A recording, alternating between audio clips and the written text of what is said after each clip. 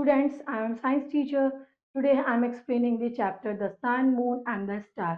यानी सूरज, चांद और तारों के बारे में पढ़ेंगे. So now let's start the chapter. In this chapter we will learn the sun, the part of solar system, moon and its phases, and star and its pattern of stars. The sun is a star. जो सूरज है वो भी एक तरह का क्या है, star है. Just like billion of other stars in the universe. जैसे यूनिवर्स में और काफी सारे तारे हैं, बिल्कुल उन्हीं की तरह भी जो सूरज है वो भी एक तारा है. Our sun probably formed a little more than 4.5 billion years ago. और जो चांद है वो भी कितना पुराना है बोल सकते हैं, या सन भी है वो कितना पुराना है, 4.5 बिलियन, यानी इतने साल पुराना है. Just a little bit before the planets form around it, यानी प्लैनेट बने के कुछ टाइम पहले से ही जो है हमारा सूरज भी है.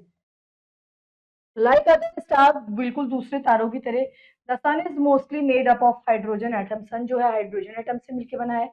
All start of making energy by changing hydrogen atom into helium atom. जो स्टार्स हैं वो अपनी एनर्जी को किस तरह से चेंज करते हैं, हाइड्रोजन एटम को हीलियम एटम में चेंज कर देते हैं, बदल देते हैं. At the surface the sun is almost 10,000 degree Fahrenheit. जो सन का जो टेम्परेचर है वो कितना है, 10,000 डिग्री फ़ारेनहाइट, और इससे ज्यादा है, बढ़कर कितना हो जाता है, 5,000 डिग्री सेल्सियस तक पहुंच जाता है. But it is much hotter in the middle.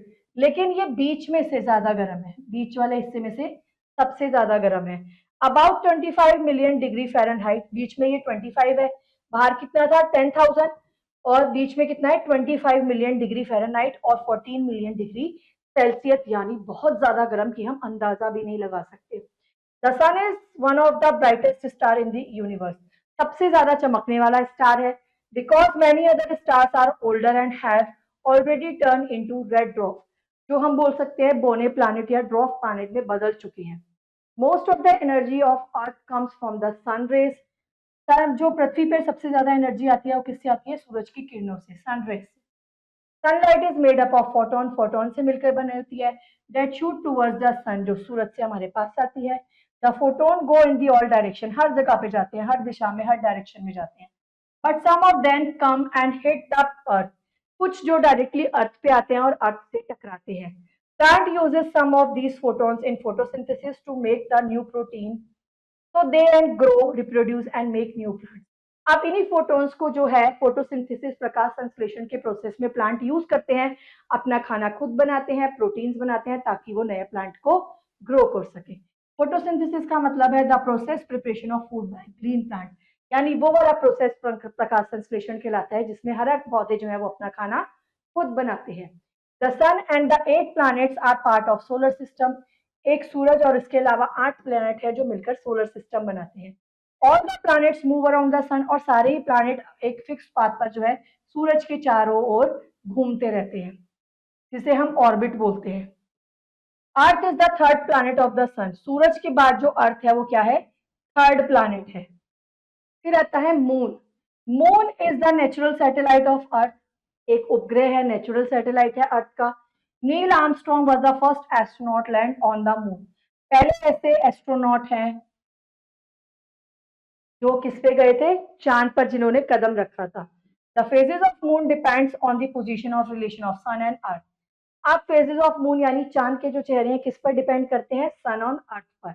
As the moon makes it away around the earth. जब जो है चांद पृथ्वी के चारों ओर घूमता है, we see the bright part of moon. जो चांद का ब्राइट पार्ट है, चमकीला हिस्सा जो हमें दिखाई देता है अलग अलग एंगल से, उसे हम बोलते हैं फेजेस ऑफ मून, यानी चांद के अलग अलग चेहरे.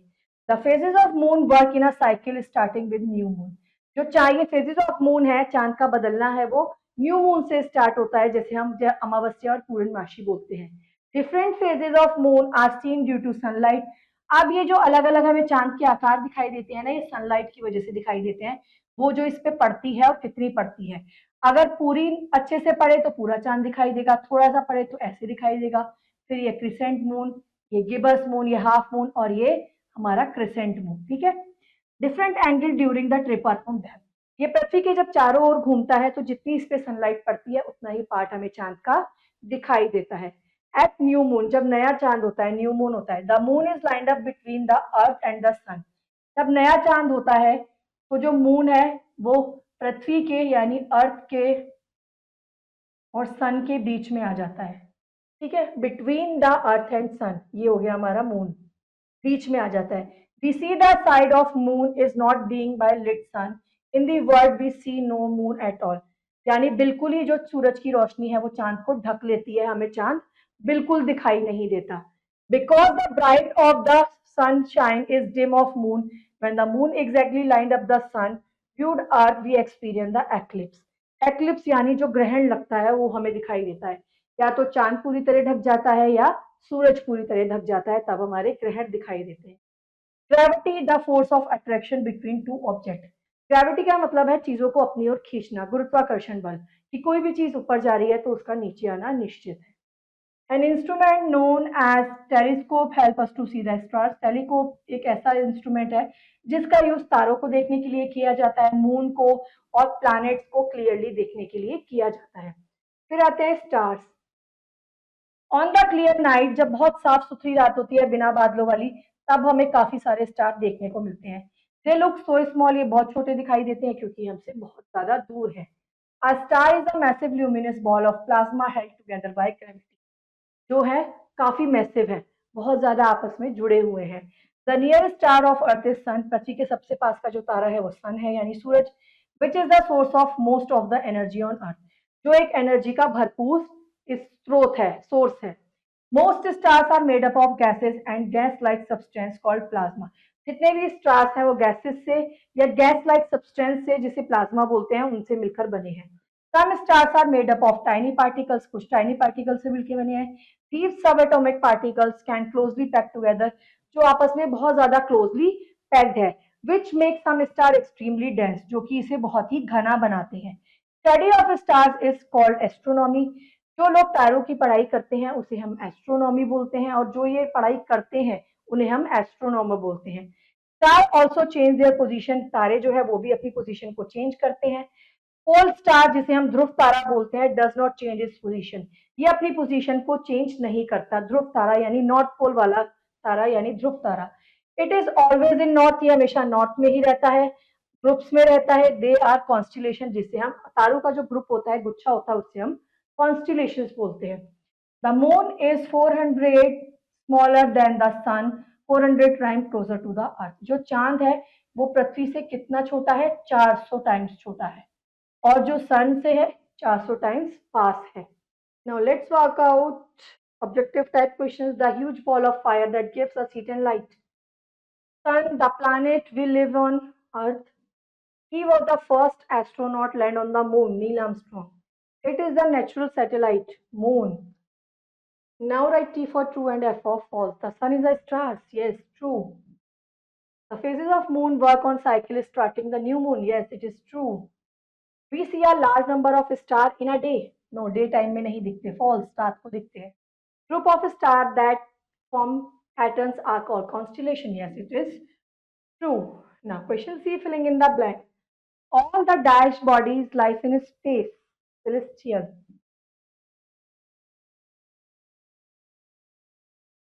Celestial. Moon is exactly lined up with the sun.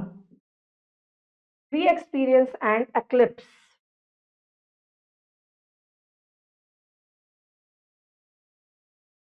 Eclipse. Study of stars is called astronomy.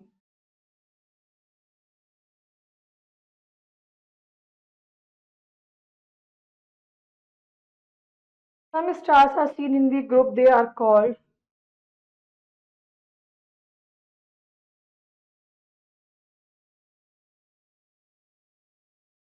constellation. So students, now your chapter is completed. I hope you will understand this chapter. Now rest of the part do yourself. See you in the next class. Till then, bye bye.